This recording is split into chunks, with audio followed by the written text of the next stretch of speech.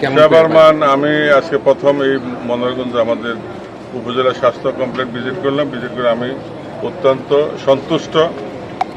আমাদের ডাক্তার যারা আছেন তারা প্রশিক্ষণপ্রাপ্ত এবং উচ্চশিক্ষিত এবং তাদের যে সেবা, আমি রোগীদের সাথে কথা বললাম, রোগীরাও সন্তুষ্ট এবং এলাকার গণ্যমান্য ব্যক্তিবর্গের সাথে আমাদের নেতৃবর্গের সাথে আলাপচারিতায় বুঝলাম যে আমাদের এখানে উন্নত মানের সেবা হচ্ছে।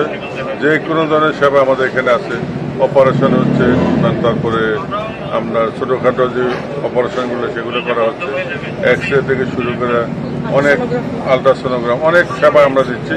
আর সবচেয়ে ভালো লাগছে আমার যে হসপিটাল নিট অ্যান্ড ক্লিন, অনেক সুন্দর। এই জন্য আমি যদি পারতাম ওনাদেরকে অ্যাওয়ার্ড দিতে, আমি ডাক্তার এবং তাদের সবাইকে আমি ধন্যবাদ জানাচ্ছি, সব যারা এখানে স্টাফ আছেন। আর আজকে শুক্রবার, এই বন্ধের দিনে যে তারা সবাই কষ্ট করে আসছে, এই জন্যে আবারও আমি ওনাদের সবাইকে ধন্যবাদ জানাচ্ছি আমাদের উপজেলা নির্বাহী অফিসার রুহি ম্যাডামকে এবং আমার সাথে উপস্থিত আমার মনোহরগঞ্জ উপজেলা বিএনপি সভাপতি, সেক্রেটারি এবং সিনিয়র সহসভাপতি, ভাইস প্রেসিডেন্ট সহ ছাত্রদল, যুবদলের কয়েকজন নেতৃবৃন্দ আছেন।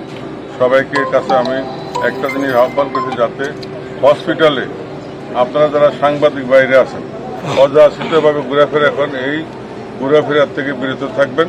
কারণটা হলো, যদি আপনারা ভিতরে ঢুকেন, এখানে সেন্সিটিভ জিনিস আছে, মানে নন হাইজেনিক জিনিস আছে, এগুলো যাতে কোনো ধরনের স্বাস্থ্যের ব্যাঘাত না ঘটে, এগুলোর দিকে খেয়াল রাখার জন্য আপনাদের উপজেলা এই স্বাস্থ্য কমপ্লেক্সে ঢুকাটা আমি লিমিটেশন মানে আপনারা বজায় রাখবেন আর কি আমি মনে করি।